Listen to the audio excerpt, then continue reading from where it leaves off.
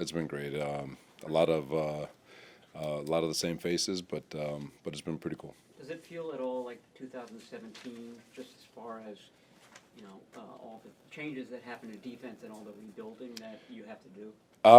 No, the from a talent standpoint, Bosa's here. You've got obviously Fred, Demo, Renardo. There's a lot of really good talent on this defense. So it's not nearly as what 17 was. Robert, what's the difference between you now and you when you left here?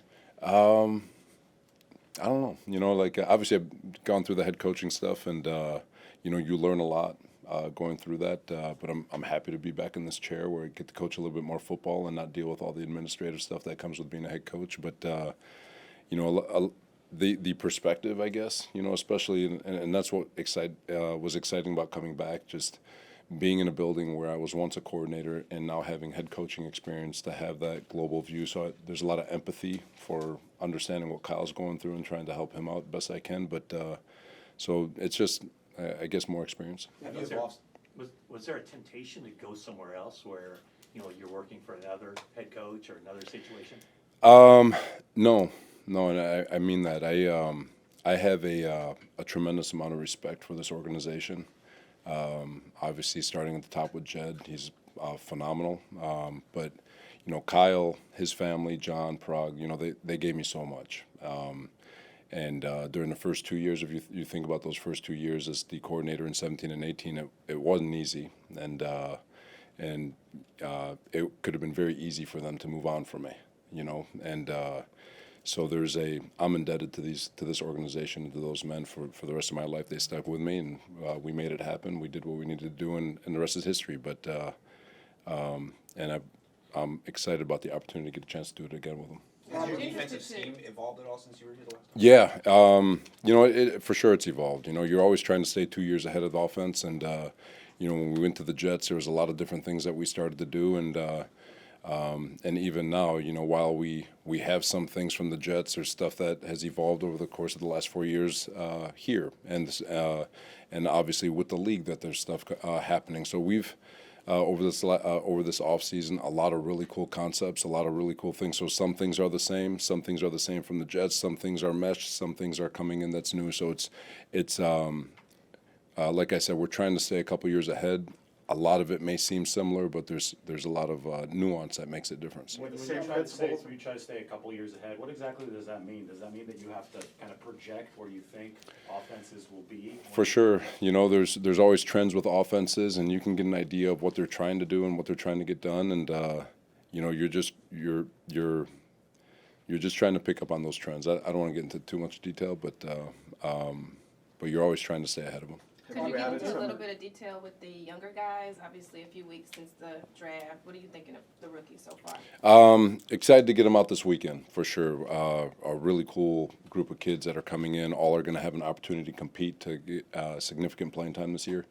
But it's exciting to get just the injection of youth to go along with a lot of the veterans that we have on this football team. So. It's exciting. It's going to be fun to work with them. Jed sort of joked about it, but how much of a role did you actually have in terms of this draft? That was the other reason why it was exciting to come back. This organization, and no pun intended, with it being the gold standard with regard to collaboration and communication. Most buildings maybe spend a week in terms of communication between scouting department and and coaching staff with regards to the draft. This organization will spend 3 to 4 weeks just grinding on tape, offense, defense, special teams, and going deep into the 7th round undrafted free agent type players. And I think that's why this organization has had so much success finding day 3 picks that come to fruition, and even undrafted free agents that end up having success in this league. So when it comes to finding players, this organization does a phenomenal job with collaboration, and let's be very real. Like there's still a process that needs to be followed, and the board fell our way from a defensive standpoint. There's a lot of guys on offense that were graded higher than that offense was excited to go get, but they got pulled off the board, and standing in the back of the room, like, hey, I got a guy. But it happened the way it happened, but there was tremendous collaboration through the process. Has it always been like that, or has the draft process evolved over time? It's always been this way here. Kyle and John do an unbelievable job. You'd be hard-pressed to find people who do it as good as they do. This defense, I mean, obviously last year it fell off, so when you were here last time you preached extreme violence, all gas, no brake. Do those principles need to be reinforced here now? You know, I think it's gonna come just with all the youth. You know, like it. You know, there's a lot of empathy for what happened to the group last year. There was a lot of things that you know, through the halfway point, this defense was playing some really good football, and there was a lot of injuries, and the wheels kind of fell off during the last 4 weeks of the season, and you know, so for the coaching staff and the players, there's a lot of empathy in terms of like, man, you're doing your best. It just it didn't work out, but you still see it all. I mean, these guys play their butts off.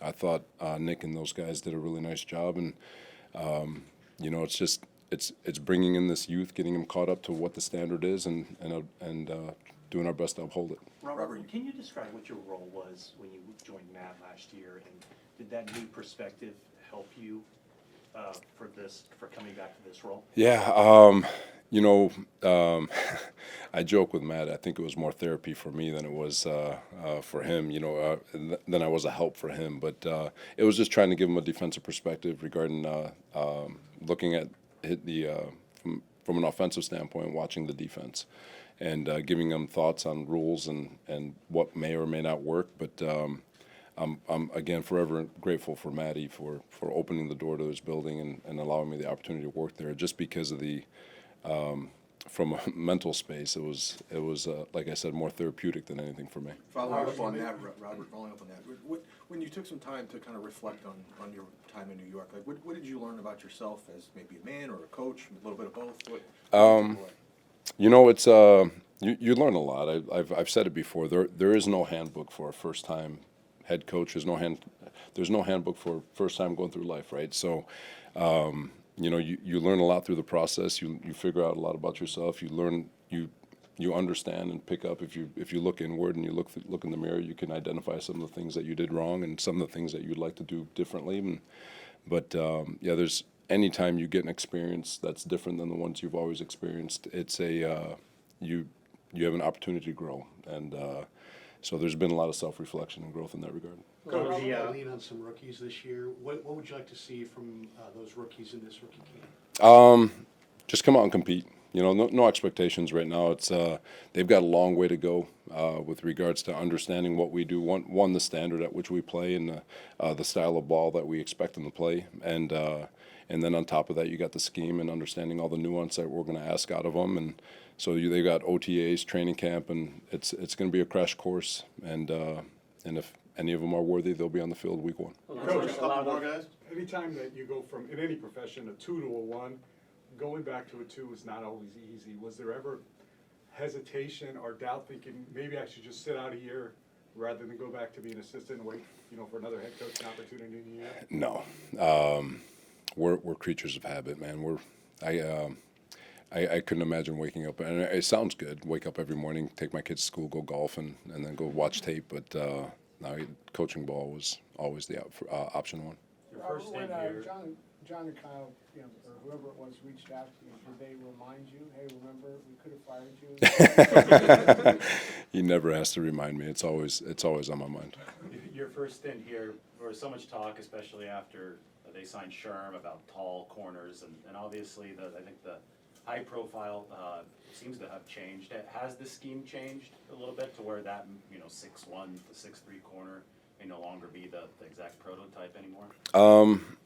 You know, it was that, you're right, in 17 and 18, and then as we evolved, 19, there was a major shift in the way we did things. So when we first got here, we installed the Seattle system as I learned it, and then as a staff, we kind of evolved. We brought in the wide 9, and we started implementing some quarters, and then our third down pressure package completely changed. And so the profile has changed at all 3 levels. I'm not going to detail out what those profiles are, but over the course of the last, call it 8, 9 years, it's changed significantly. Some of the guys that you you drafted, drew comparisons to guys that you coached in the past, Nick Martin to Dre Greenlaw, C.J. West to D.J. Jones. Do you agree with those comparisons, and was that sort of a conscious thing for you to look for types that have worked on this defense in the past?